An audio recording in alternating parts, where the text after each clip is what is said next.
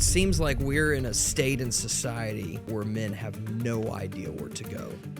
On the right, without God, you're going to look like Andrew Tate. You're going to be like Mao. Where is the place for the hero? Liberalism's full flower. That places all of reality within me. I have to do everything in and of myself. Who should be our heroes now? Welcome to the MakeReady Podcast. My name is Brian Sims, and I get the honor of sharing my good friend Ron Dodson with you today. Ron is a hedge fund manager. He is a pilot. He is a scholar. He's a father, husband, and a soccer coach. And he is excellent in all of those categories. Enjoy.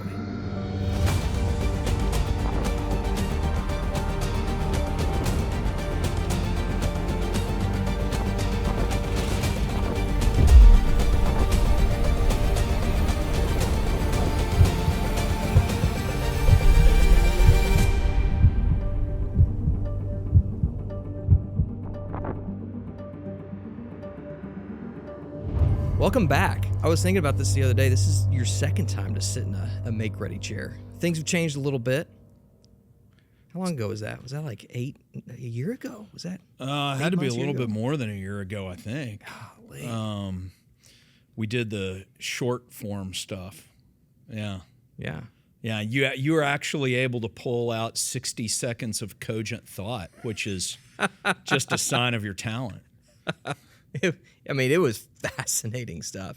I mean, how do you have a conversation and pull 60 seconds out of the conversation with a guy that you see as one of the most interesting men in the world? Oh, well, I made it easy for you because I only probably said about 60 seconds worth of good stuff. We could go in your direction. Like, where do you start in a conversation? Where would you want somebody to start in a conversation? We could talk about being a fighter pilot. We could talk about being a hedge fund manager. We could talk about 100 different things. Well, I don't want anybody to get the wrong idea. I was almost a fighter pilot. I have 80-something hours in the F-16, a Block 15 simulator at Kelly Air Force Base when I was trying to get in the Air National Guard down there. And then Clinton got elected in my slot. I ended up getting offered a C-130 slot. And, who knows if I should have taken that or not. I probably wouldn't have been a very good officer. God had different things, and that's how I got in the hedge fund business, honestly. Well, tell me your story. I don't know if I've heard all the pieces, I feel like. But give me just the quick 5-minute, this is Ron Dodson. This is where he comes from. Well, I can do the Putin thing. Back in 1136, no. 45 minutes later. I was born in St. Angelo, and so I was only there for a little while. My mom and dad my dad was a football and baseball player at Angelo State, and they got married when they were 19, and I was born 3 months before his graduation. So I was born in St. Angelo, but have been a Dallasite or a Metroplex guy pretty much my entire life other than grad school. I went to grad school in Austin. But, God's been very gracious to me. While my mom and dad were divorced when I was young, and they were divorced in the 70s and all that goes with that. I had a very devout granddad who was born in 1903, and then an aunt, his daughter, my dad's sister, and they just poured into me. They were devout and loving, and really, I sensed God's calling in a real special way from an early age. I watched my granddad every night. I spent a lot of time because my folks were divorced and both worked. I really spent a lot of time with them. They lived in Hearst, which is the mid-cities of the Metroplex for those of you who aren't Dallasites. And I watched him every night stay up until 1 or 2 o'clock reading his Bible. And he was not an intellectual guy. He was chief fireman for Bell Helicopter. So he would put on I remember in the days of Vietnam, because I'm old, I remember he went to work at Bell, and he wore the foil suit out on the flight line when they would test the Hueys and the Cobras before they'd crate them up and send them over to Southeast Asia. And he was my hero. he was the reason I got into aviation, because I was around helicopters, growing up so much. He'd sneak me rides in 47s. A Bell 47 is the old MASH helicopter, the big bubble in front. So, oh yeah, so cool. And how many? You think there's any of those out there anymore? Oh yeah. Are they flying around ranches now? Yeah. You can still. I bet if we went on Trade a Plane right now, you could probably find one or two 47s for sale. They run if I remember correctly, they run a Lycoming IO 360 engine, which is like an old tractor engine basically. And they're great at auto rotation. So if you lose power in a helicopter, you don't really stall. The inertia of the rotor continues, and you can set it to where you can basically fly your way down to the ground. In theory, it takes skill, but they're great at auto rotating because the rotors were very heavy, so they carried a lot of inertia. A lot of modern helicopters have composite rotors, and you can get in if you're not real quick on the cyclic or the collective. You can get yourself in real trouble. Anyway, that has nothing to do with me. I have 2 hours of rotorcraft time. I got several hundred hours of fixed wing, but anyway, my granddad was a godly man, Southern Baptist, who loved the Lord and loved people, and I spent a ton of time with him, my grandmother, and like I said, my aunt, and they poured into me and just had an immense impact on me. He was a minor league baseball player in the 20s, and so that's where my love for baseball came from. I played a year and a half of baseball in college, and wasn't very good. I was real fast, big arm, no stick. And I think I had one home run in college. I think my eyes were closed.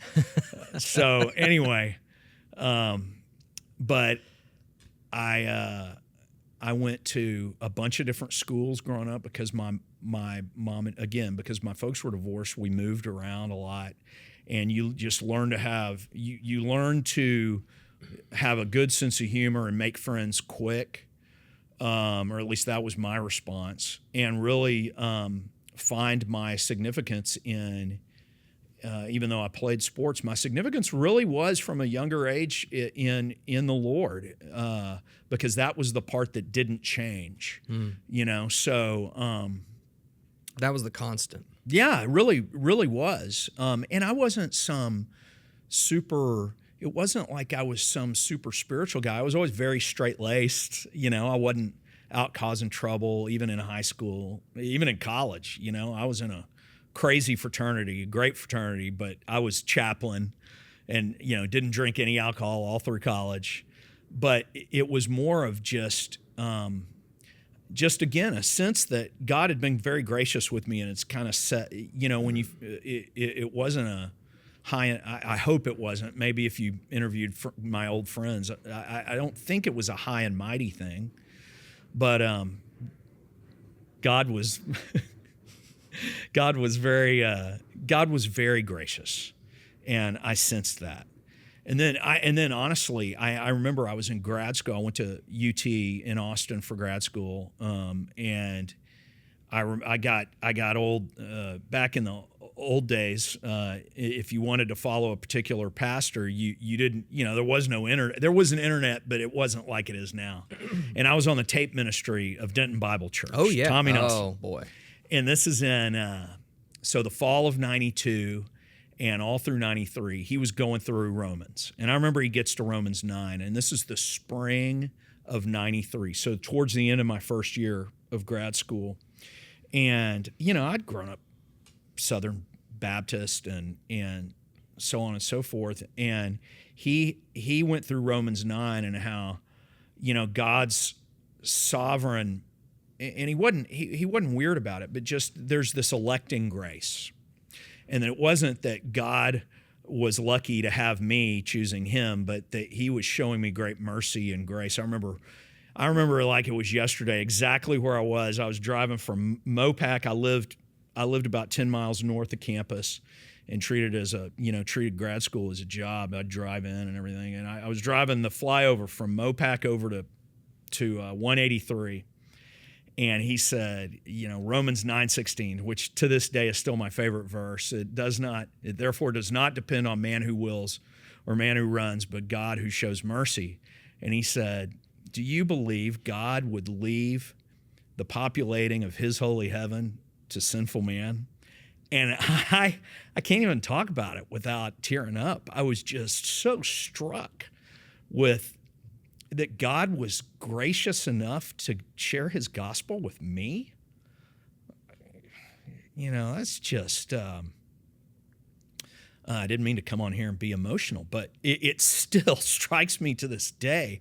Who am I? I'm a man of unclean lips kind of deal. I mean, and I remember reading that after this and completely identifying. Here's the prophet of God saying that. Who am I? So anyway, so while I was in grad school, we didn't have classes on Fridays, and so I was either I was getting an MBA, but really it was an emphasis in derivative finance. I was very interested in that. I'm kind of a math nerd. Real math nerds out there probably blow me out of the water, but let me put it this way: I was a math appreciator, and so I was very interested in derivatives and hedge fund, and so every other Friday I would either drive up to Dallas, and there was this one derivative hedge fund shop, and nobody called them hedge funds back then, they were private investment vehicles, and I would hang out with them all day. And the other Fridays I would drive down to Kelly Air Force Base in San Antonio and hang out with the squadron, the 182nd Tactical Fighter Group, Tactical Fighter Squadron, 142nd Fighter Wing, the Texas Gunfighters. Lieutenant Colonel Lonnie Goodson was the CO.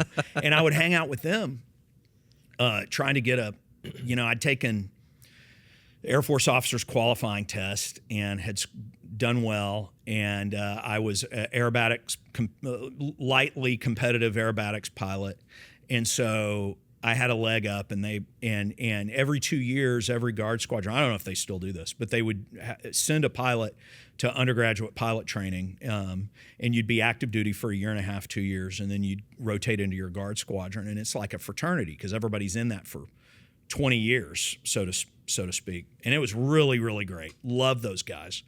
And so that's what I did every Friday, and it was so cool. My gosh, how many miles did you put on your car? Oh, I had bought in my first job. It's funny you ask. In my first job after I graduated from college in '89, and I got a Pathfinder, and I drove the wheels off that thing. Oh, I bet. I was still doing some music work at night, some studio session work as a guitarist.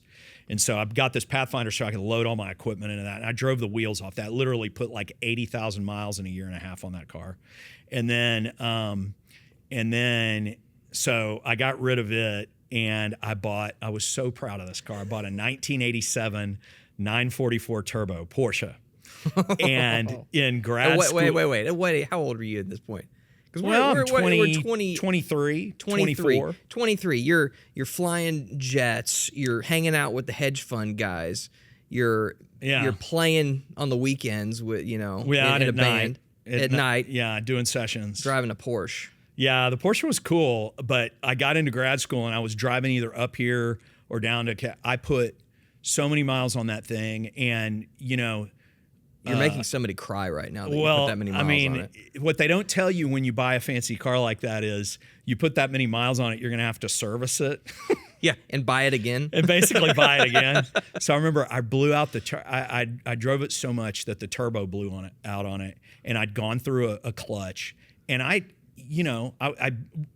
didn't have any money to get it fixed, So I'm driving this 944 Turbo with the turbo is great. Without the turbo, you're basically driving a run-out Jetta. So it was, I think. But you look cool. I don't know about that, but anyway, it was the happiest. I mean, it was unbelievable. And then, but I remember. So Clinton gets elected, and I'm down there in San Antonio with the fighter squadron, and Clinton got elected, and within 6 months they'd gotten this edict that said, hey, the next round of UPT candidates, undergraduate pilot training candidates, you have to send a woman to, and Even again, back it's then? like a fraternity. And so Lieutenant Colonel Goodson came to me, he said, hey, man, we got this edict that we got to send a woman. He goes, we're not going to send a woman. We would ruin the camaraderie around here. But what we're going to do is we're either going to, gosh, I hope he doesn't. I'm sure Lonnie is still alive. I hope he's. I'm like revealing stuff. But he said we're either going to buy gas or we're going to send an internal, because I can get around this if I send somebody from like a non-com from the squadron. And there was a non-com who was in the astronaut candidate program at Ellington, which is down outside of Houston, their Air Force base, who was part of the Kelly non-commissioned guy. And so they sent him. He was way better candidate than me anyway. I mean, he was in the astronaut candidacy school. So it all worked out. Again, I probably would have been a lousy officer.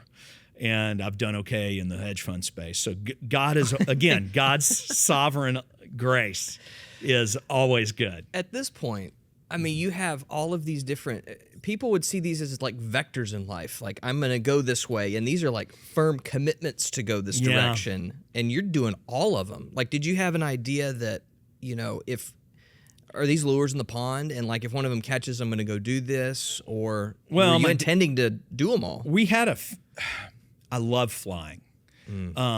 I loved flying. I really identify. When we had our second child, my wife and I made a decision that until they got out of college, I wasn't going to fly anymore, just because I would have to go practice a couple of times a week, and you never know when you're by yourself, something weird can happen, and you don't want to lawn dart and leave your family that way. But we used to, fly, visit her parents in Erie, Pennsylvania, and we were actually flying down. I flew Bonanzas before I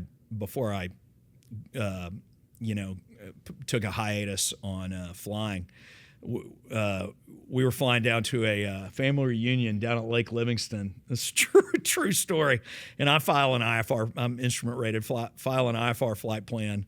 And the ATC had messed up, and they vectored us. This is during W's presidency. They vector us over Crawford, and we get formed up. How do I put this in civvy terms? An F-16 came up and joined us in formation. Oh, so he must have been there. Oh, he was there. He was there, and I didn't. When you're under an IFR flight plan, all you do is you're just doing exactly what the controllers say. Mm-hmm. So you don't have to worry about keeping your eyes out of the cockpit to deconflict with other traffic. And I remember it like it was yesterday. This controller goes, I was in an F-33 Bonanza. I don't remember what the call sign was, but Foxtrot 33. If you look to your 3 o'clock, there's an F-16C off your deal. And my wife turns, because she had a headset, and she starts freaking. And she was the best co-pilot. I mean, she was awesome. And our brand new 6-month-old is in a car seat asleep in the back. And this is before everybody had a cell phone camera. Otherwise, I'm like, because I got no record of this. Did it actually happen, Ron? Yeah, who knows? But he was close enough that I could see him. He was from here to that window over there, 20 yards away. Was he just watching you? Was he trying to get you to go down? No, he's trying to get me to land. Mm-hmm. And he's got heaters on the tips, AIM-9s, AIM-9 probably Limas, no Mikes at that point. So he's got AIM-9. So you can always tell. And God, we're nerding out on flying. But so on an F-6, any Air Force or Navy in training, when you carry ordnance, it's always got blue stripes on it, and those are the training rounds. It's so that you can. They're weighted, so they're weighted, yeah. But they have the actual like a heater, Sidewinder, an AIM-9 has the heat-seeking seeker even in the training round so that you can practice that kind of thing. And so like an AMRAAM, which is an advanced medium range air-to-air missile, AMRAAM. So an AIM-120, which is radar, it has the radar seeking, deal so that you can train. But they have blue stripes because they don't have a warhead or a rocket motor in them. So these guys had no blue stripes. These were a lot. And I go, full ordnance. Oh, look, honey, there's no blue stripes. So he orbits me. And I mean, I'm going 200 true probably in this Bonanza. He's not hanging on the stall, but he's running a high alpha because that's not the fat part of the flight envelope for an F-16, right? So he circles me and I go, I'm talking to the controller, like, do we have does he have, VHF? He goes, negative, just stay on with me. I'm fixing it. And then he comes back around and he's rocking his wings and pointing down. Because they're on super, super high frequency. Well, right? they use UHF. Ultra high frequency. They have a guard frequency. They have certain, it would just been. It's complicated. It's complicated. They don't have set up to talk to Russians, unless to they're set up to they don't have an air-to-air that would interface with Civi. They have what's called a have quick. Their deal is set up to hop frequency. So no, they're not talking to me unless they have. So sometimes they carry like an ICOM handheld that they can talk. Okay. If they need to, okay, but he didn't have that, or the ATC didn't want me talking to him. Anyway, finally they get it sorted out, and I'm like, I'm gonna have to land and talk to some FAA guy but no, they realized I was an IFR flight plan, and it was all cool. But he lights his burner, and I mean, because he nose bumped me at first, and what all that means is when they fly around you. They fly right in front of you so that you have to go through their wake turbulence, and it's not fun. Like speed bumps, but like times 10. Okay, and that's what they're doing to try to get your attention because it'll put you and your wife sitting there just going. No, it'll put you up on if you're not paying attention, you'll either drop your nose or put you up on a wing. We were going fast enough; it wasn't that bad. If I'd been in a Cessna, it'd been worse. But anyway, then he lights his burner and he's off, and we fly to Lake Livingston and everything was cool. But it was a fun story. Anyway, probably enough fighter pilot talk. What are some morals from that story? The moral from that story is don't be a VFR pilot. Go ahead and do the work, spend the money, be instrument rated so that you get treated better. You're part of only about 5% of pilots are instrument rated, so you get treated much better. If I'd just been a VFR guy who screwed up and flown through P230, whatever the prohibited area over Crawford was, I'd have been in a world of hurt. It'd have been bad. That's nuts. Let's take it back to where you were talking about Tommy Nelson, because this is part of this whole timeline of yours to where that was a huge pivot moment. Oh, it's just such a shift in my thinking about how it's sometimes, I don't think people set out to be prideful Christians, but if you make it if it's 100% you think you're making a contract with God, hey, I'm going to give you I give you my life and you give me salvation. Yeah, it's a pat on the back. Yes. Then it's like, man, you kind of like, man, isn't God lucky to have me? Yeah. And compare that to the truth where it's like, there's nothing you can do.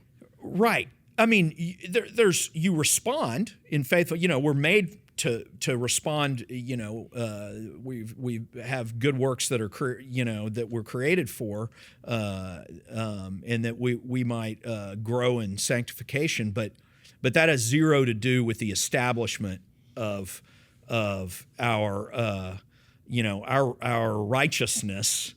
It's funny, we can come back. Righteousness is a fun Greek word. It's dikaiosune. And Paul uses that word all through the New Testament to talk about the righteousness of God or from God, depending on how you translate it. But I'm reading the Republic again now, but I'm reading it with the Greek out.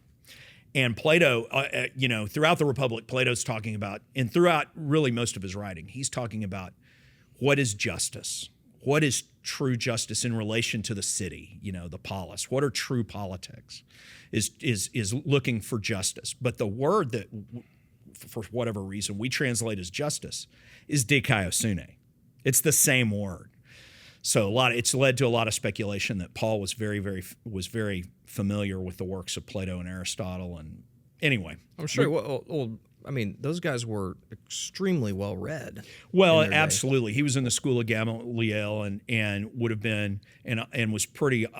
It's pretty obvious that the apostles, at least John and Paul, were very familiar with Philo. And Philo, what Thomas Aquinas is to Christianity with regards to classical literature, Philo was for the intertestamental Jews in relation. So he was working through a lot of the same things. So I think it's absolutely true. And the question is Philo kind of believed that these were Noahic covenant Gentile prophets, very similar to the idea that Aquinas had, that they were not infallible by any means, like the Jewish the Hebrew and Jewish prophets were, but they were prophets under the Noahic covenant to a Gentile world who were just working without special revelation. They were working with natural common revelation. grace. Truth. Yeah.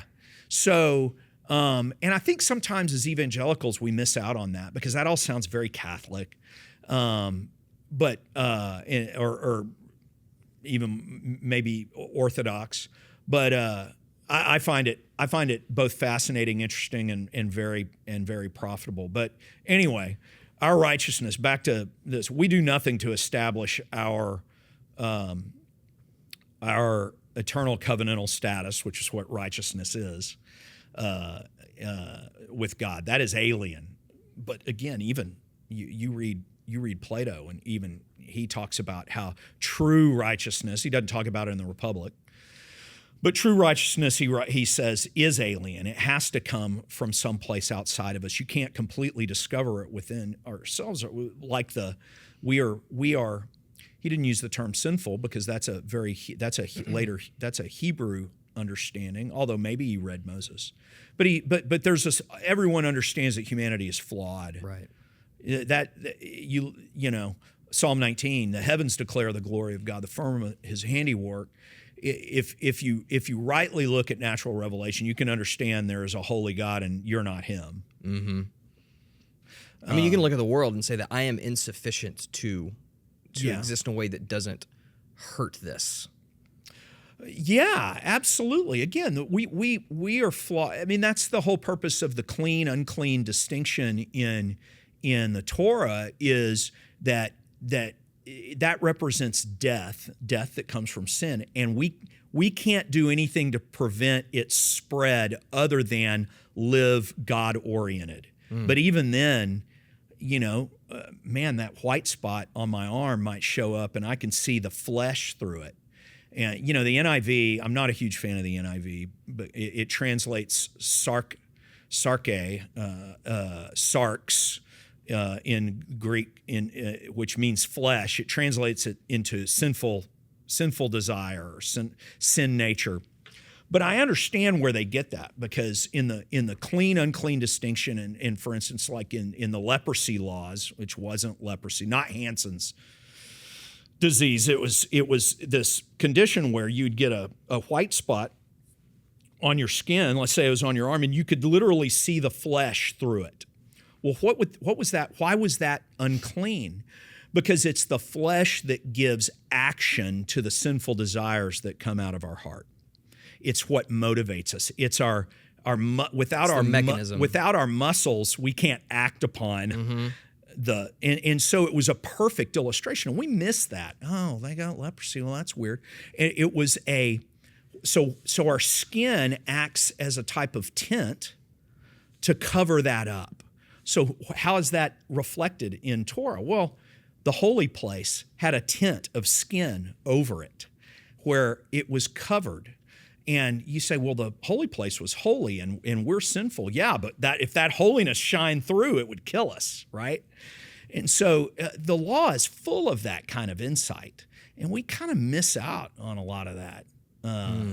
We gloss over it and make it kind of a raw morality. And morality's good. We're to live rightly before God, but it's not a raw, it's always God-oriented. It's not just a raw morality. Well, I think that's fascinating because I don't want to say it's recent. I've always been fascinated by other perspectives. I don't want to say like other religions, but other sources of wisdom that are true, and it's extra biblical. It doesn't have the same authority, but it is useful. Right. And I think that there's a tendency to hold to sola scriptura, and abandon a lot of the common wisdom out there. And I'm not saying hold it to the same level. Right. But think about from the biblical examples. Who did Abram give a tithe to? Melchizedek, who was a priest of God Most High, who then in response gave him bread and wine. Melchizedek was just a Noahic covenant priest.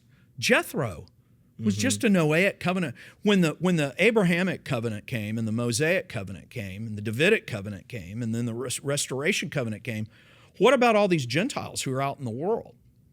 That they didn't suddenly become just as the Jews eventually in the intertestamental period started to believe, the Pharisees in particular, that they were just the dogs to fuel the fires of hell. God still cared for them. What happened to the Assyrians who in Nineveh were converted by Jonah? Well, it seems as though those became the Zoroastrians. In Zoroastrian religion, they called Yahweh Mazda. Well, Yahweh, they wouldn't have known Yahweh. That was the covenantal name. Elohim is more of we think of that as the non-covenantal name of God. It's more of a title, God Most High. Interestingly enough, somewhat there's a plurality in that, an early proto-Trinitarian ideal there. But what happened to those Assyrians? What happened to there were people struggling to understand who God was. God cared for these people in some way, a non-special revelation way. But again, that's why you see guys like Plato and Aristotle who are always on the run from the Greek authorities. But why? Why were they on the run? Well, they were on the run because they rejected the pantheon and said, no, Aristotle's very explicit about There's that. something else to this. There's an unmoved mover that's behind all this. Yeah, and he got there by logic. Yeah, logic but just reason. Yeah, looking at things, and reason can't get you all the way there. No. You've got to have special revelation, but it can point you on a vector towards you've got, it's neat because you see this in reform circles. You're seeing a recovery of some of this natural law ideal. I have sympathies also for the Vantillians, who are more a primacy of special revelation, but I think there's a harmonization to be made between both those. Protestantism really struggles with all of that because because of the reliance on special revelation, which is good. That is we are to be Bible-based, 100%. But we can't forget the world. We can't become Gnostic about it. In other words, we're not to be materialists. There is the spiritual, but God made the world. He made it good. And it groans for its redemption. So we just have to I sound like a kumbaya, open-minded, big tent, and that's really, if you knew me, it's kind of not me. But in an intellectual sense, there is a call to that, so to speak. Well, I think that's a subscription to common grace that God has, in the order of the world, He has provided common grace for people to organize themselves that, in a way, produce good for them. Yeah, I sometimes get uncomfortable with common grace, but there's something, only because grace tends to be very specific, but there is that common, we could call it common grace because the rain falls on the just and unjust alike. 1,000%. Everybody can look up at the sky. The sky isn't held just for God's elect or the ones who have been given special knowledge. That's a Gnostic idea. So yeah, again, I think there's somebody's going to come along in the next, hopefully before I die or in the next 100 years or so, to harmonize some of these things that are in, I think, unnecessary tension within Protestantism, especially with evangelicalism. I think the fundamentalist movement, while good because there are the fundamentals of the faith, you don't stay with just the fundamentals of the faith. There's a big old Bible there, and a lot of it's not just, what we need to teach our 4-year-olds so that they might know that who God, this God that we go and worship every Sunday, who He is and everything. And the basics of that a 4-year-old can understand. But the depth of it, you'll never fully plumb the depth of it. So at least this side of the resurrection. Triggered a thought for me with the Zoroastrian. Have you ever gone down the path of the wise men? Oh, absolutely. That's where, absolutely. and again, and so I was like, well, let's really think through this. And you read some of the Zoroastrian stuff that we have from back in that, the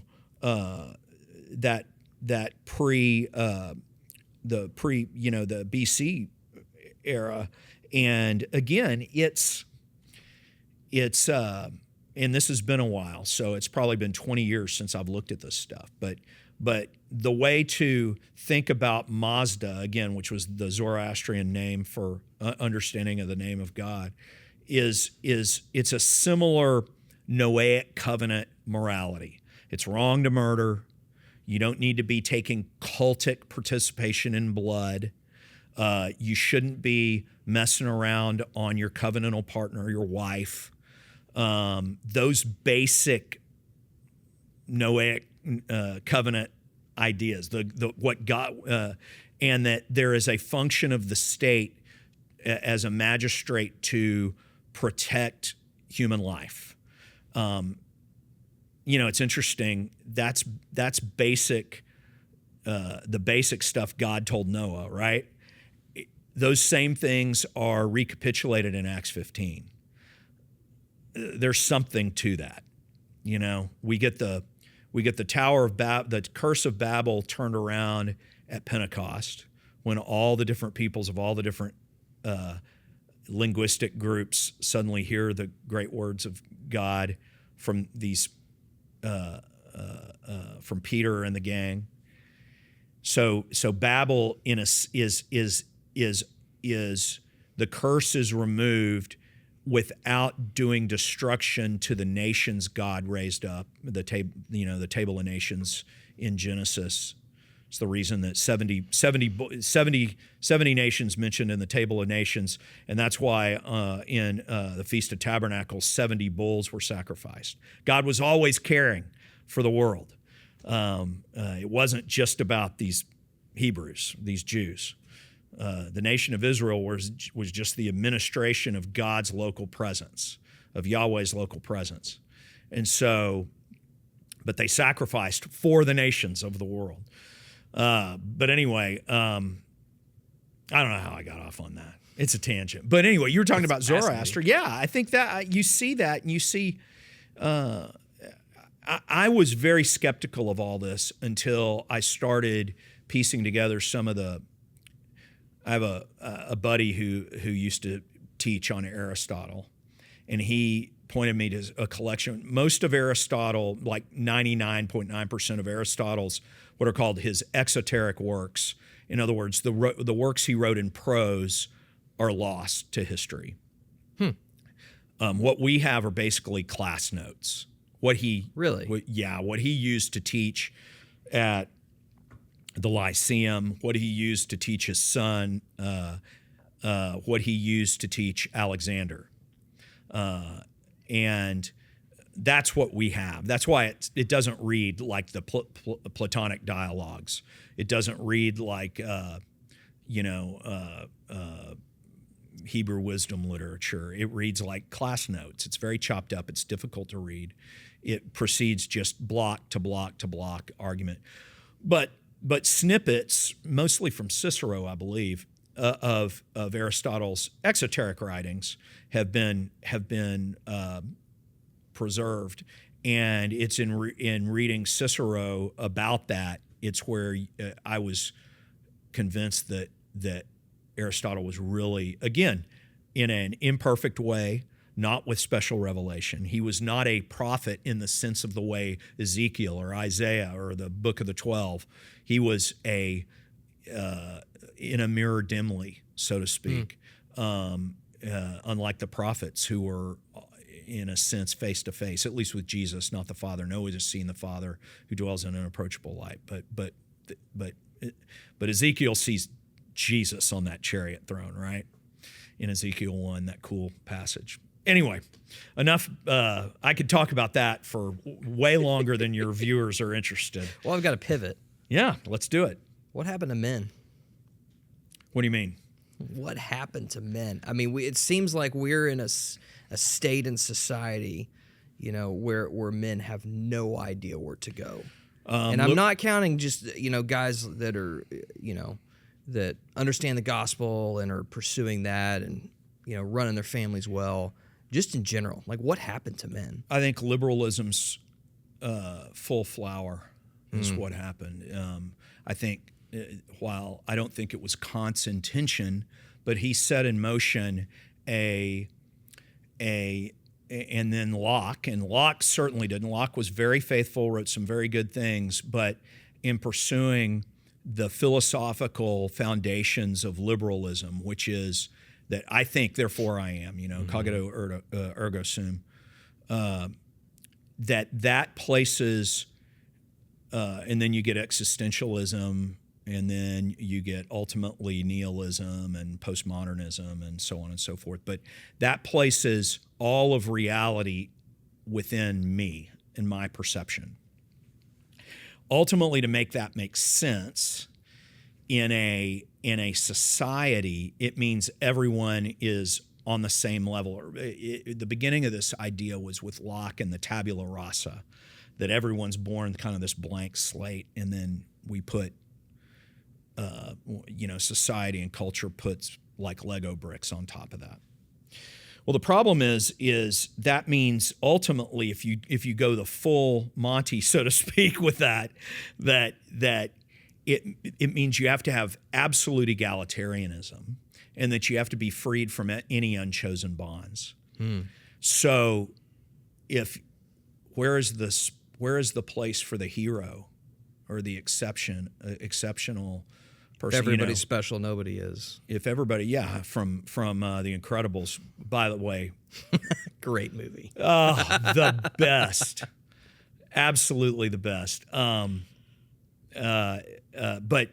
if you have this absolute egalitarianism, then there is no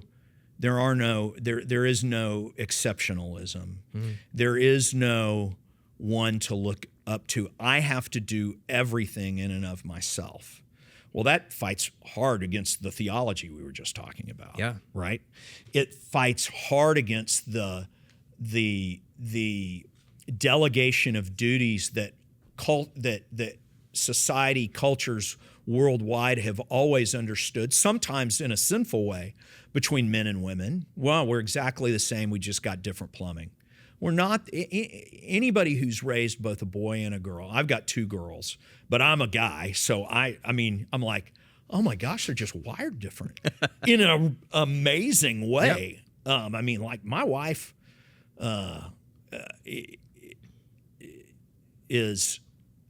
has this whole set of this manifestation of God's glory that's different from me, and my daughters certainly, but they're different. They're not men.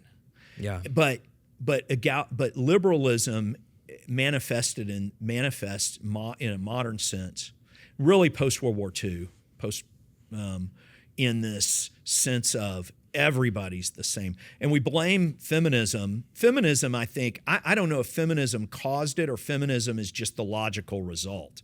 I kind of tend towards that. I mean, even Marx, and boy, you get me talking. Marx was evil, satanic, but he had a couple of pretty good insights. And one was that liberalism within a capitalistic framework would absolutely destroy the family and destroy femininity. And he was right. And so we've seen that. So I think where have men gone? They're there. They have just been, they're living in a wet burlap sack that as it dry, it's just tightened completely around them. Well, it seems like there's two different directions that men are running right now, either towards just total castration and I'm going to cede all authority and responsibility I have in this world and just kind of to the glob. Yes, and right. Just basically, do the will of women. And then there's the Andrew Tate. And it seems like there's these two poles to two different directions. Well, again, liberalism tends to, because it removes the theological basis for any kind of thinking. The thinking and the ordering of society, the pursuit of the city of God to make, we've demonized politics because we don't really do politics anymore. But all politics is the pursuit of the better city, of the just city, the righteous city, the city that's oriented towards whatever is true, just, right, and wise, of virtue, right? Yeah. Now we just do performative tabloids in front of everybody. Yeah. But if you remove that, then you've got to go full Nietzsche.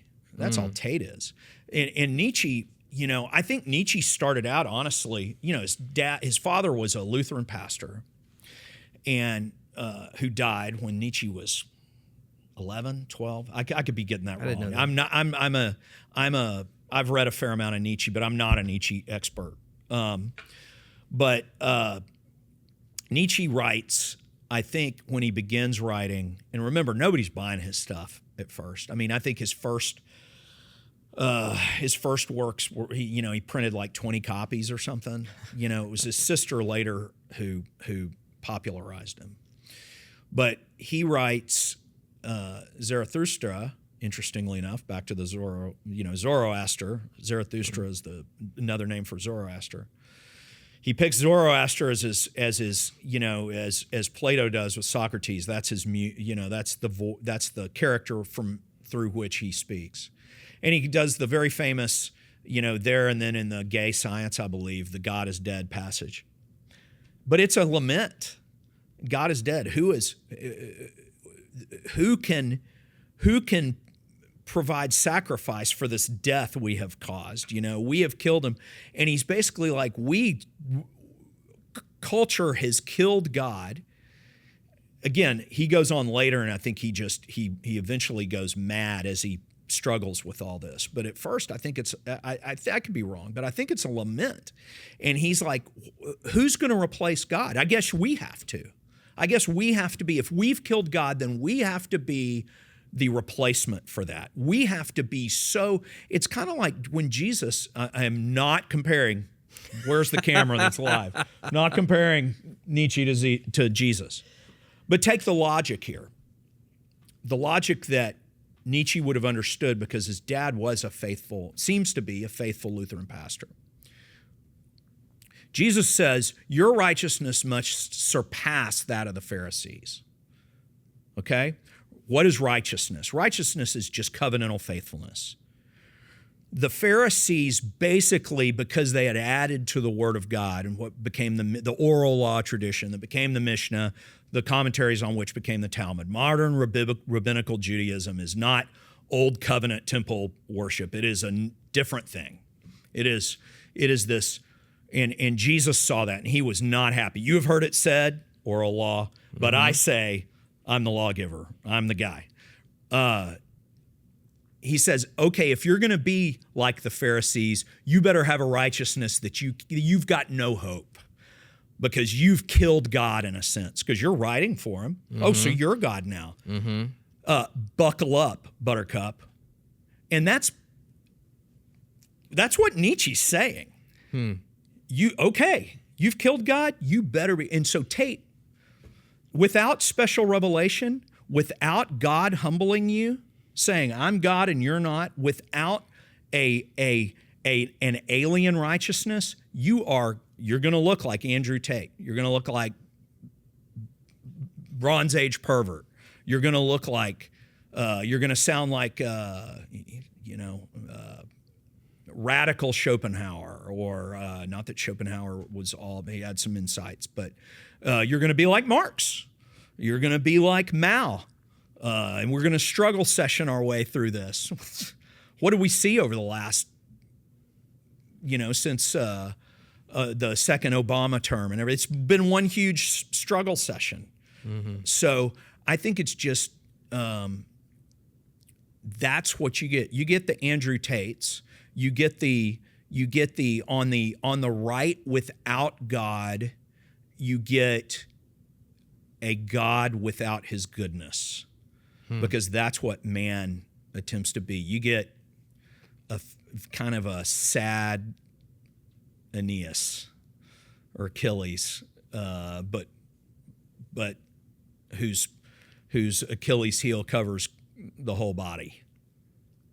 Does that make sense? It makes perfect sense. And I mean, it's because we had been talking about heroes earlier, and the world's heroes right now are woefully underqualified to be heroes. Yeah. And I feel like it's very much that way on both sides of the spectrum. Like, we don't have the heroes anymore that we can point to and say, guys like that. Yeah. Like, who should be our heroes now? I mean, obviously Christ, but I'm talking about the guys that are, hey, follow me as I follow Christ, like Tommy Nelson, Well, in throughout history, the hero was the one who was the champion, the one who was willing to be out front and fighting the holy battle, right? Where are the holy battles? Yeah. We're pretty confused even on that. I mean, we've been dominated. Well, it seems everywhere. It seems everywhere the holy battles. I mean, well, yeah. I mean, I think probably the holy battles now are fought by faithful pastors in probably small churches. I got a buddy who's pastor over here at Lakewood Pres who I look up. I mean, he's 15 years younger than me, and he's a hero to me. He's just going to spiritual battle every Sunday. Faithful guy, not, sinner like all of us, but man, he's carrying that sword. He's in the arena. Yeah. But as far as, I think you're going to see a return to it. I mean, I'm not I love sports, but I kind of soured on the NFL after it just kind of, my dad was an NFL agent when I was younger. And I never was that much into college football because my dad was an NFL agent. I got to hang out on the weekends with, these absolute studs, guys like Mel Renfro and Billy Joe Dupree, and I'm dating myself, Robert Newhouse and Roger Staubach, and Okay, I've heard of Roger Staubach. Yeah, there you go. Yeah. Well, Mel Renfro's in the hall, but anyway, and these guys were kind of heroes to me. I mean, my granddad really was my hero, but now I did watch the Super Bowl because I'm American and it's our duty, I guess. But I noticed here's Sirianni, who I didn't know that much about, the coach for the Eagles, and he's being very bold in his, and he's not some perfect, super polished guy, but what a classy Christian gentleman after that. I mean, I just want to thank the Lord Jesus Christ, because without him, I'm nothing, basically is what he's saying. And here's his quarterback saying the same thing. And you're seeing this, people are, this is going to sound weird because this is an evangelical pod and we've been taught that this is an evil word. But people miss religion. And all religion, it's religare, it's to tie together. Right. And we miss that. We miss that covenantal bond. Again, everything's been atomized. Everything in this cogito ergo sum, I think, therefore I am the name of God. But I'm thinking there's people are like, I want to have this greater calling. I want to have this greater tie together with my brothers and sisters that goes beyond just who's in my holy huddle, that just goes beyond just who's in my small group. But I have this, that I look around and, those are my people. And you're going to see, some of the nationalist and nationalism movements are attempting that outside of a existential bond, which is what God provides for us. But I understand the draw. In a nation, does God use nations? Well, sure.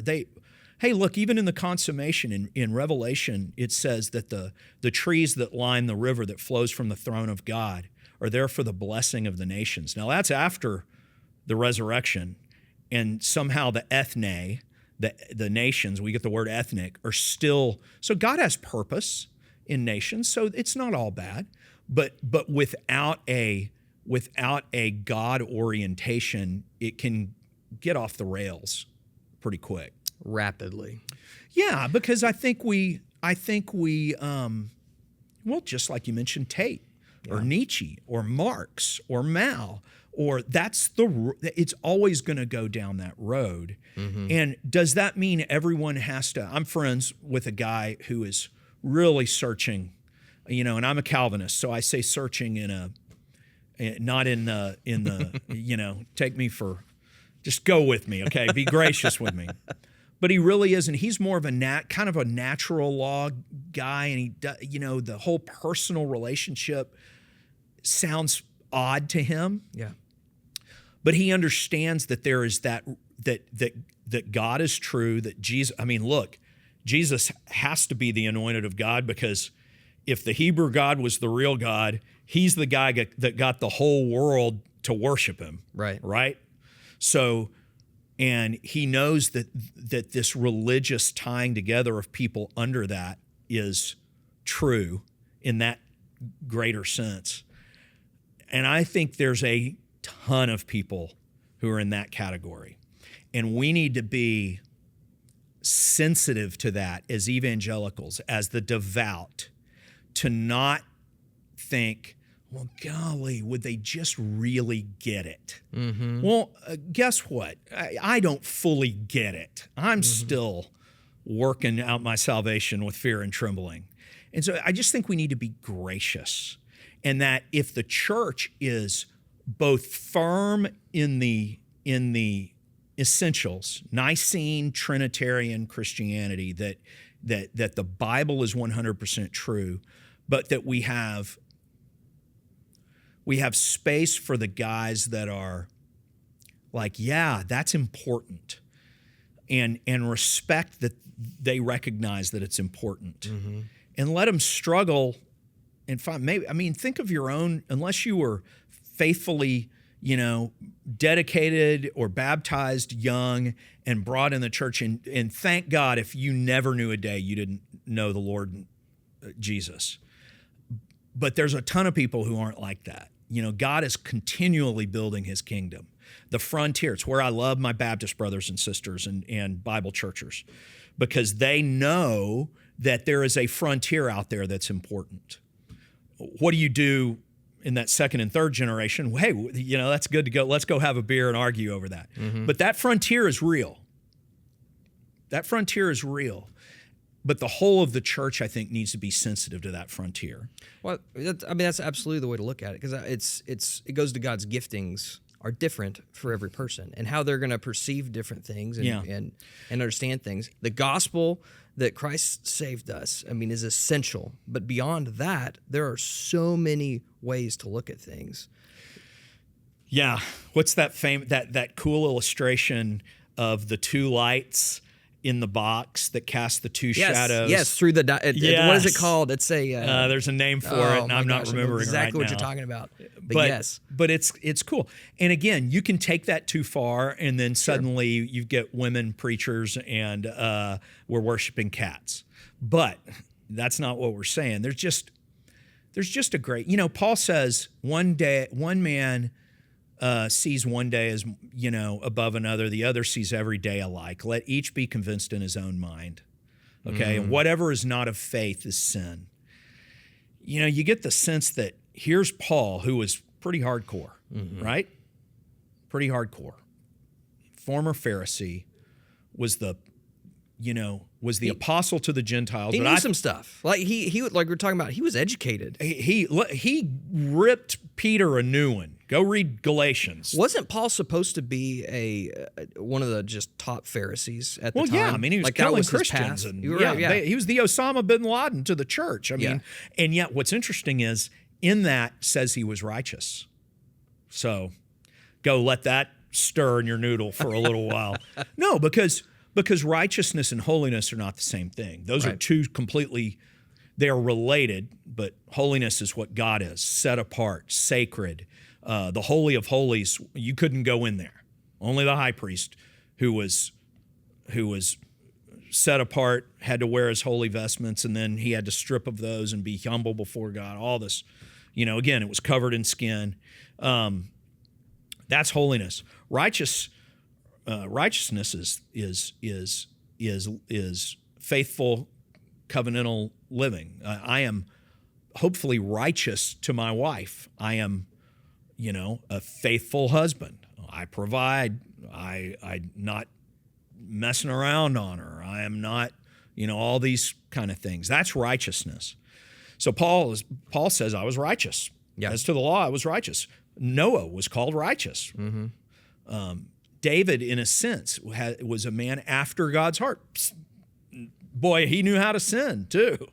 But so we conflate those things, and in the doing, we mess up what the understanding of the Christian life is, because we don't understand our kindergarten and middle school, which is, the Old Testament. We're supposed to be graduates now. We're in the man section. When Ezekiel sees I keep putting my hand in front of the camera. Sorry, folks. But when Ezekiel sees the chariot coming down, and there's the four-faced cherubim with them, and there's the bull face, and then the lion face, and then the eagle face, and then the man face. We're like, I want some of what Ezekiel was having, right? But no, that the Bible was revealed to us in four distinct. We think Old Testament, New Testament, but there were four periods of special revelation with a period of God's silence in between 300 and 400 years, and so those line up with those four faces of Ezekiel. And the first, the Mosaic time with the bull, the bullocks. The bull was the highest of the sacrificial order. That was what was sacrificed for the high priest and for the nation. And then you have the lion face, the kingly time, David, the lion of Judah. And then you have the eagle, the prophetic section of our Bible, where the eagle sees it has the eyes to see the world that God is building, and like a good sci-fi author, builds that world in his writing. And then what's the last face? The man face. And that's with Jesus, who has come. But he's called all of us. In Revelation we see, and I don't take a completely futurist position of that, like I know some of you may, but we see Jesus and the angelic court relinquishes their crowns, and you see the 24 elders take their crowns. Well, that aligns with the 24 chief priests, like Zechariah, who was of the round of Abijah, we know in Luke. And so they take the crown. So men now populate the heaven. And the picture is there that men are taken, we know from Paul, that men, don't you know you will one day judge the angels? That it is man who is now the old covenant, Paul says, was given by the administration of angels.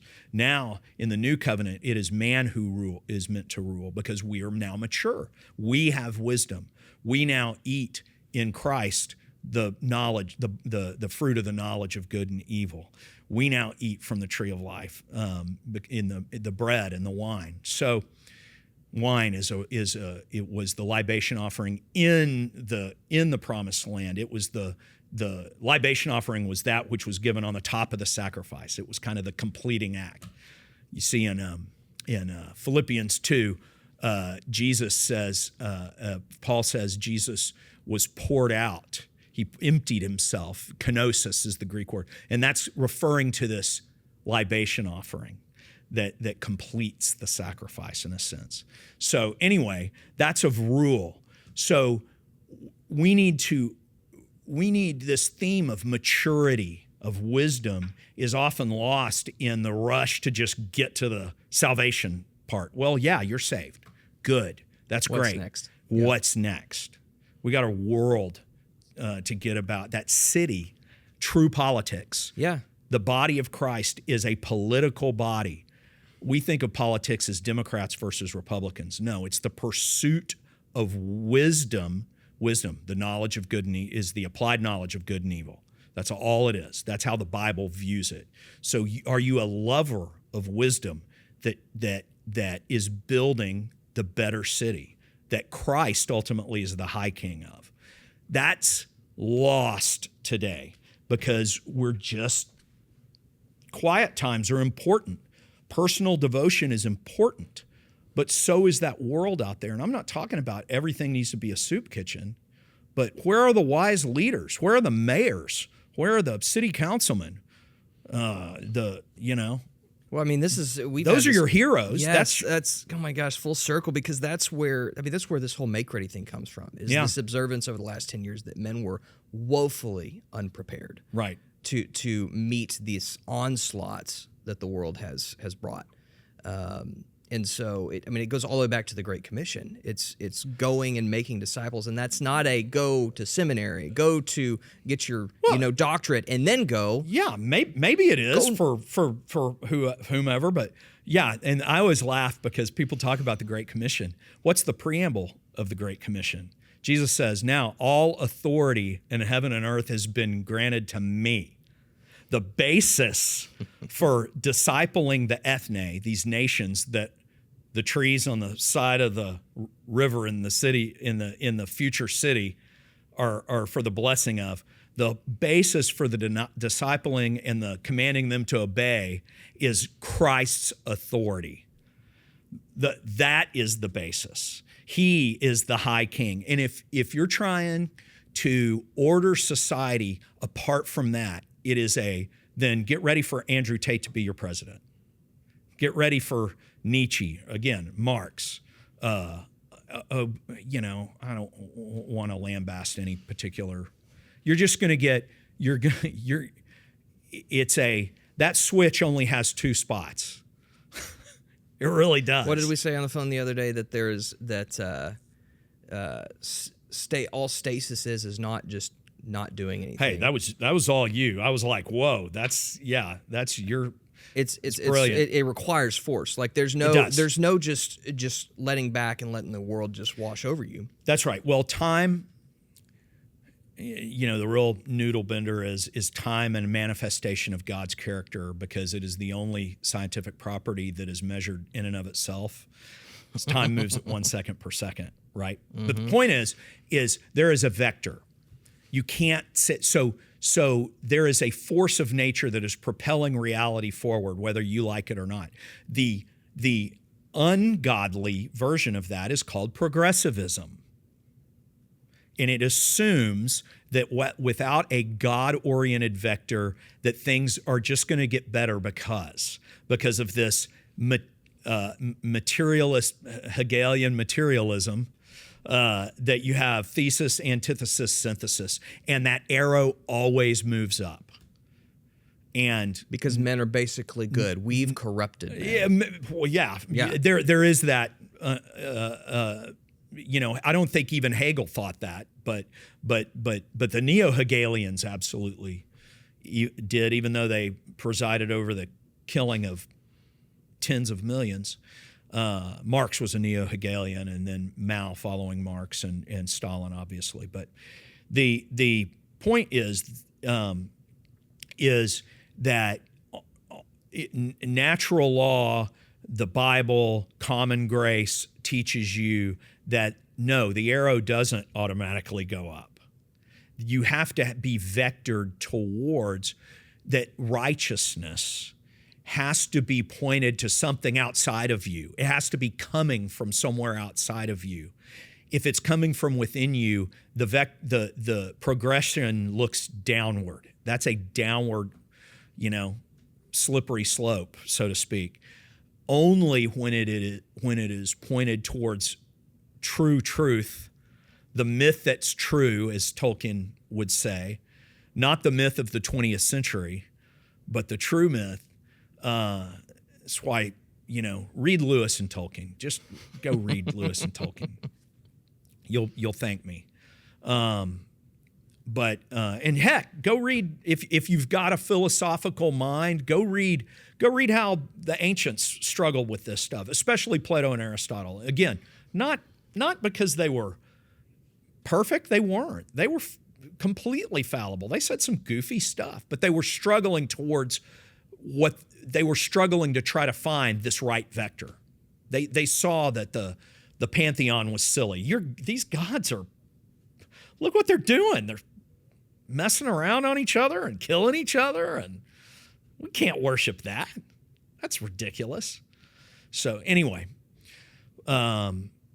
progressivism, post-war consensus, all that stuff is a lie.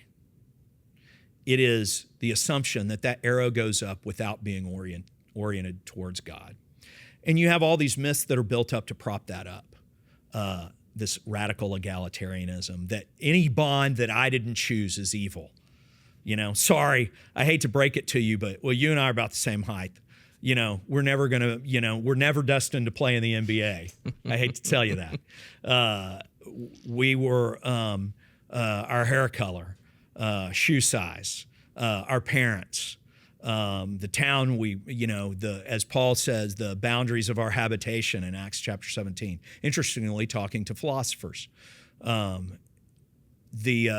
of this. We chose none of this, and yet you think you're going to escape all these bonds. It's just a LARP. So much of it comes down to that, a bunch of people running around thinking that their worldview is completely sufficient for their life, and it is wholly insufficient. Yeah, because it's not based on reality. It's not real. Hey, reality is painful, y'all. Yeah, I get that, but the attempt to escape it is more painful because it leads to a shallow existence. Reality is that, hey, you're going to die. You're a sinner. Your kids aren't going to be perfect. They're not going to accomplish all the dreams you didn't. That you're going to have fallible leaders.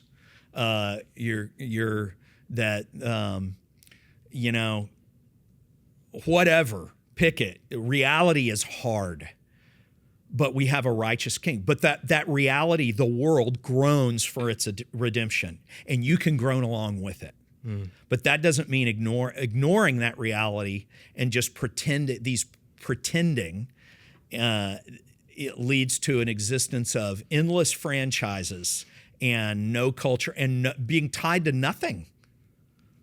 Okay, go have fun. If you want to live a White Lotus world, have at it. Maybe some of you're probably smart if your viewers didn't watch White Lotus, but it is an absolute destruction of liberal reality. I'd totally agree with that. We just started season 3. It is as vile as the attempt to escape reality is. And it's amazing when you look at the world through the lens of the gospel, how much of the world that just makes no sense to the unbeliever makes full sense to the believer. Well, it should. It should. Now, the hard thing is God has chosen to educate us through other people. In other words, if we want to learn about him, we are given his Bible, but we're also called to worship in community. And sometimes, again, our churches have bought into some of these myths that the culture has. And so the struggle is we have a lot of believers who are in eternal kindergarten and are missing out on some of this stuff. That doesn't mean everybody's called to be a theologian. They're not. Well, because a lot of people hear that when there's like, you need to know more. It's like, I'm raising a family. I have all this stuff going on. It's not about, well, I'm devout. Maybe I should go to seminary. Well, maybe you should, but being devout is just a blessing. Mm-hmm. But there's going to be, again, kind of coming full circle to what we were talking about having grace with. There's a lot of folks who are they know that going to church, that Jesus is, in a big sense, the Son of God.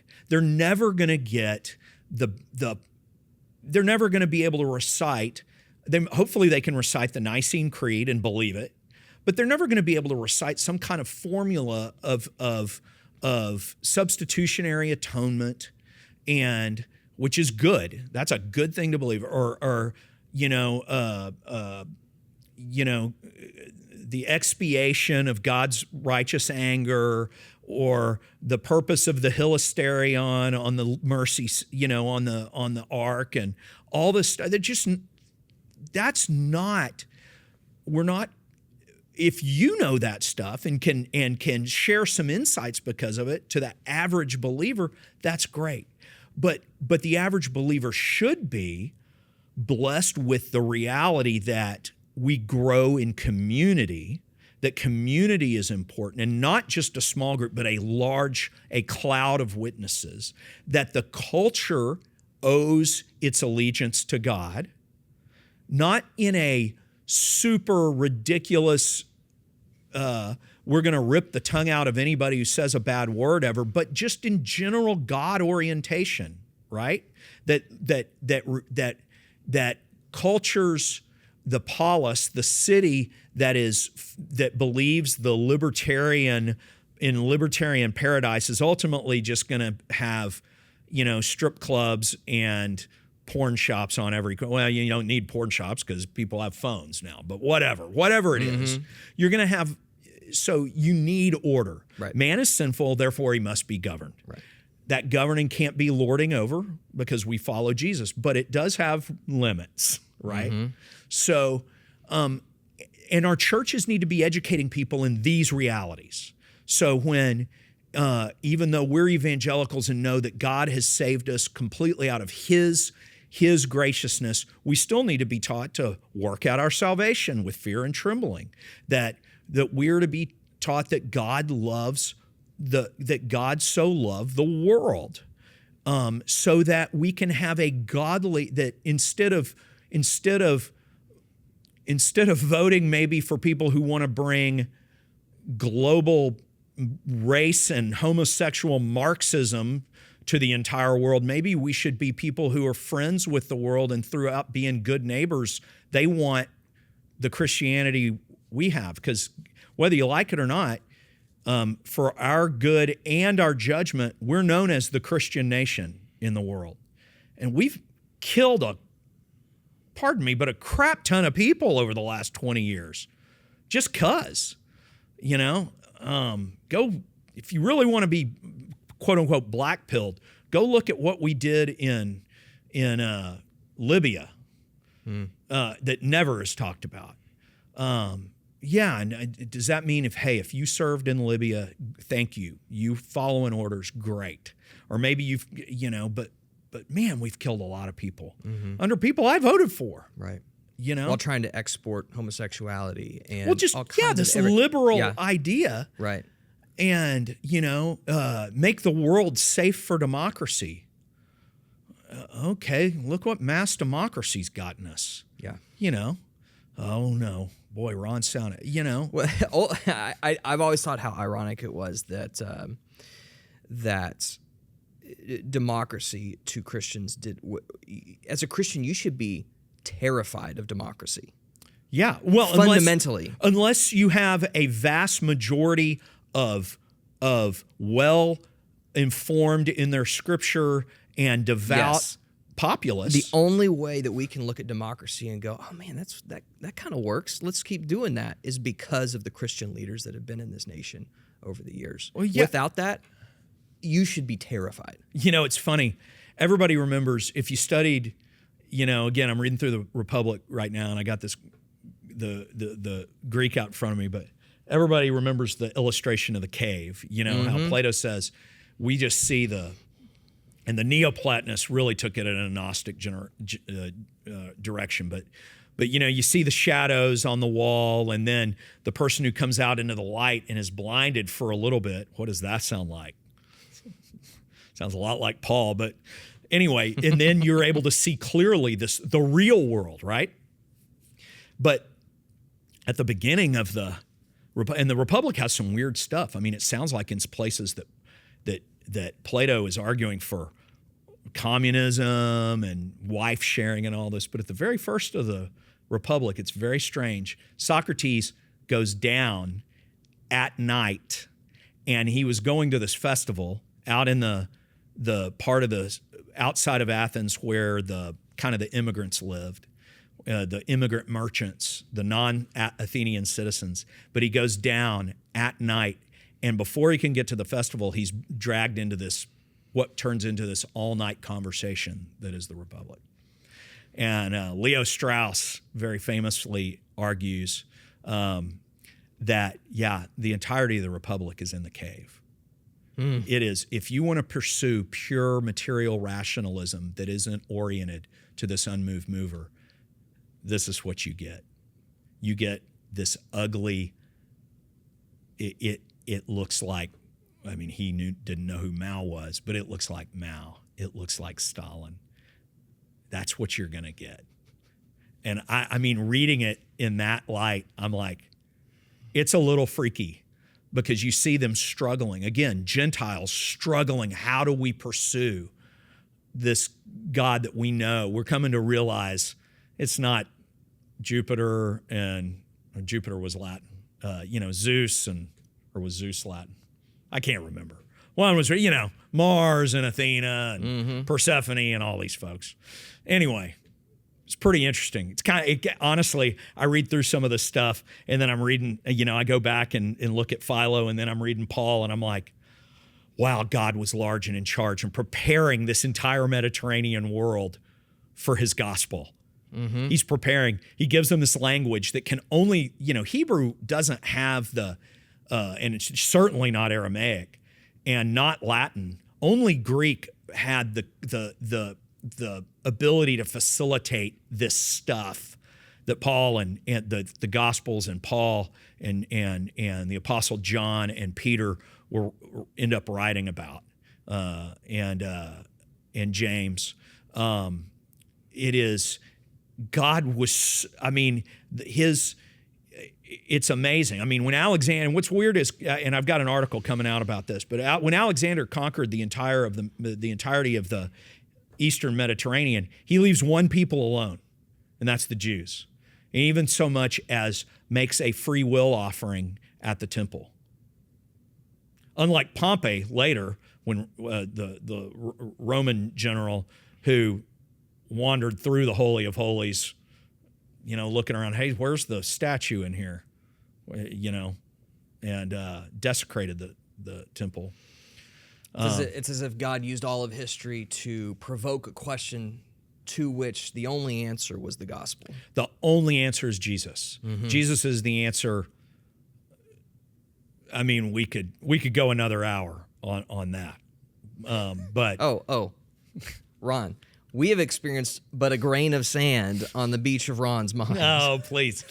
Well, like, for instance, Ezekiel. We keep talking about Ezekiel. Isaiah is kind of the everyone's favorite Old Testament prophet, but I think Ezekiel gets left out because Ezekiel's weird. But is so good because Ezekiel in 4 places says that, and he's kind of the high priest in absentia in the exile by the river Kebar on his 30th birthday. And, you couldn't speak in the temple until you were 30. Jesus begins his ministry at 30. Jesus is our new high priest. But anyway, and Ezekiel has the title throughout Ezekiel as the Son of Man. But anyway, he in 4 places in his prophetic work, he says that when you go back into the land and rededicate the temple, it's the sons of Zadok who have to run things. And not only do they run things, it's the sons of Zadok, or Zadok was the high priest that David reformed the priesthood. Interestingly, not a high priest, not a prophet, not the king. Not the high priest, not the prophet, but a king reformed the priesthood. That tells you something about your political theology that we kind of mess up sometimes. It was the king. The king is the ultimate servant of God. Now, it was under the. Anyway, get back to Ezekiel. Zadok, the sons of Zadok. Zadok has to be. It's the line of Zadok that has to be the high priest. They have to run the whole sacrificial system. They're the guys.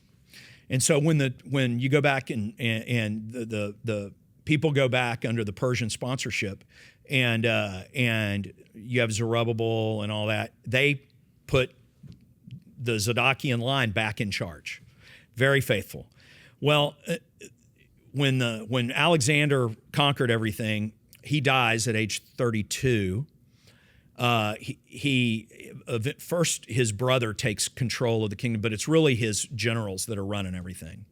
And then his son, who was born after Alexander died, he takes charge, but really it's the generals. And then those guys, nobody else is king over his empire. It's the generals. And in the area near Israel, it's the Seleucus was the general in the north, and Ptolemy was the general in the south. And they fight over that area, and eventually it's the Seleucids that win, but when they defeat Persia, Persia was still the administrator of Israel. They get Israel, and they don't follow Alexander's deal of leave the Jews alone. They're the priests of the Most High God.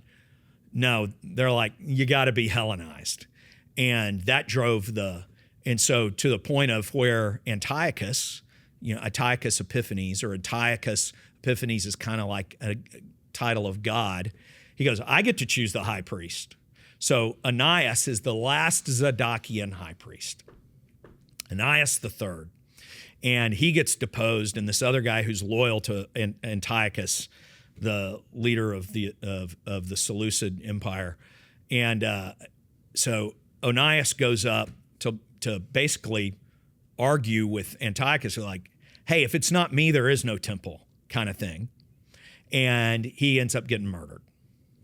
And his son, who's next in line, Onias IV, is like, I'm getting out of here. And he goes down to Egypt, and you end up seeing a separate temple set up in Leontopolis that runs until AD 73, interestingly enough. And the Zadokian line is held down there. But anyway,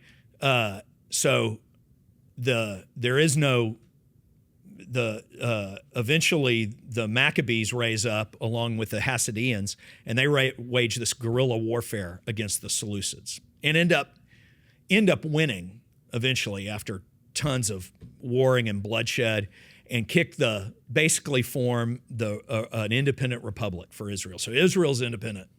And the Maccabees, did they go down and get Onias IV from Egypt? No. They declare themselves high priests. No, they were Levites, but they weren't the right kind of Levites. They weren't the line of Zadok. Well, the Hasidians that helped them out, they were not Levites, but they were the devout, the very, very devout. And they were like, oh, we have a problem, because if we don't have a valid high priest and we don't have the valid administration of the sacrificial system, who's going to make sacrifice for the sins of the nation?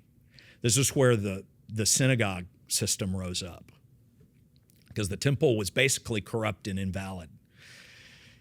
And then Pompey comes along, the Roman general, and just like Antiochus had, basically shows that God hadn't left in the great sense because the Spirit was still there because the veil was ultimately torn. But in a minor sense, the sacrificial system was corrupted massively. So this is where the Pharisees come from. This is why they're so at war with the Sadducees, who eventually take over the role of the Maccabees. Well, they were the conservatives. They were going like, we're the correcting force. We're the correcting force. Yeah. But again, they came up with this oral law tradition. Why? Because there was no sacrifice that was valid. So they were like, we got to have extra laws to fix this. Right.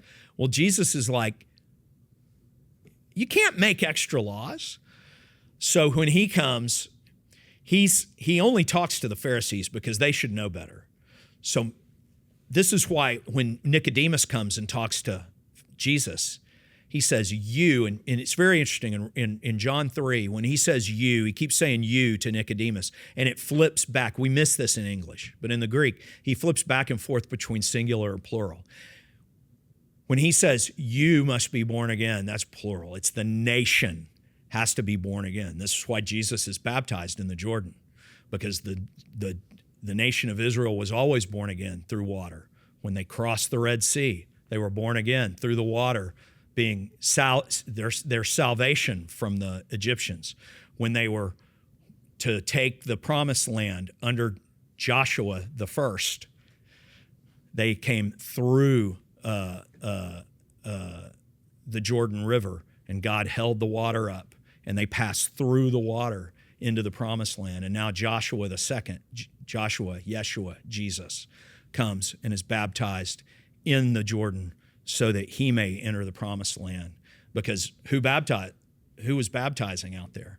The last faithful Levite. Because remember, who was John the Baptist's parents? Zechariah and Elizabeth. Zechariah was one of the chief priests, the guys who are pictured taking up the crown in Revelation around the throne of God. This means Jesus, by Mary, was a Levite, because Mary was visiting her cousin, and chief priests could only marry in the tribe. Jesus was both Levite and Judahite. He was both king and priest. And this is the theme, this is the underlying theme of Hebrews. So Jesus is the answer to the problem of Zadok, because he is of the order of Melchizedek, Zadok in Hebrew. Pretty cool. No man is making that nonsense up. It's not nonsense. You can't put you just can't. No. You can't do that. No, even Melville at its greatest isn't coming up with that. The greatest narrative ever written. Absolutely. Was not written by men. Absolutely.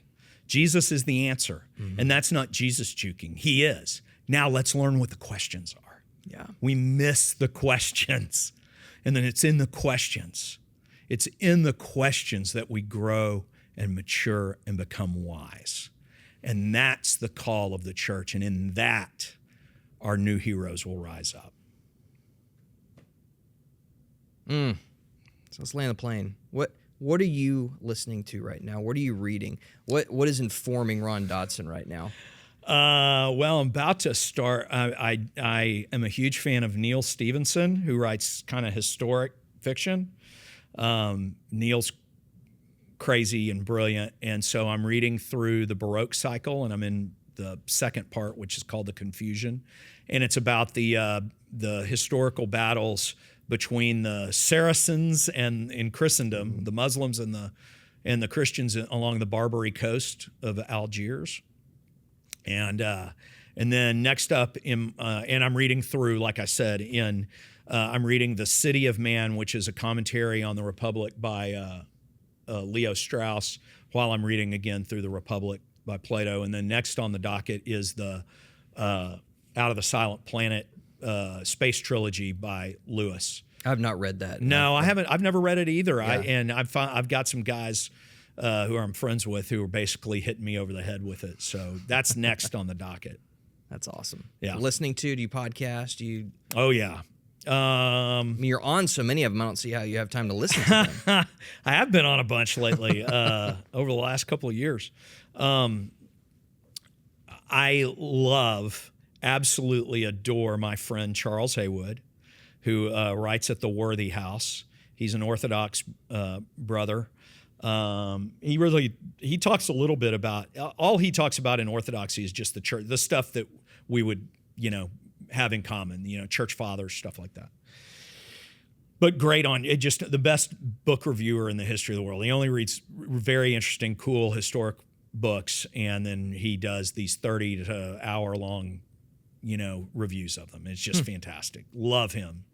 I'm friends with Daryl Cooper, who is known as Martyr Maid. Daryl is one of my dear, dear friends, and so I listen to everything that Daryl puts out, and then we end up immediately getting on Signal and talking about it. And he is a very faithful friend. I love the, golly, I'm going to make somebody mad that I forget. I like the New Founding podcast that my buddy Santiago and Josh Clemens do. I listen to the Three Whiskey Happy Hour podcast, which is on it's kind of boomer normie a little bit, but really smart boomer normie. I mean, John Hayward. I mean, not John. Golly, what's Hayward's first name? But then it's two people out of Claremont School who served in the Reagan administration, and then John Yoo, who is probably the preeminent constitutional scholar, and they just talk about current events once a week, and it's brilliant and cool. I listen to the American Mind podcast, which is part of the Claremont Institute. A buddy of mine, Ryan Williams, runs that, and he's brilliant. But I listen to that's the absolute must listens. I've got some others that are a little more far afield. That will go unnamed to protect the guilty. But those are the main ones, and whatever they put out, and it's mostly weekly, I don't miss. They're fantastic. I highly, highly recommend. And then most of the Christian living stuff I just find pretty shallow. It's not very historically informed, and that sounds very arrogant, and I don't mean it that way. It's just, so you're not going to hear, I'm not really listening to the stuff that, so if I'm not listing your favorite Christian podcast, it's generally that's why. So, I mean, I listen to some of those guys occasionally, but not super often. Well, Ron, I am so grateful for you. You have discipled me in ways that you'll never even know. And really, it's probably I should just thank Tommy Nelson. Tommy and James B. Jordan were my two. That's another one. I listen to the Theopolis podcast when Jim is on. Jim and Tommy were my two spiritual mentors, and my granddad. But Tommy had a huge impact on me, and then James B. Jordan out of Westminster Seminary, and then Biblical Horizons, just an immense impact on me as a man and as a hopefully somebody who's got something to offer theologically. Well, until next time, and we pick up another grain of sand to observe from the beach of Ron's mind. Thank you. Thanks, Brian. I appreciate you having me on.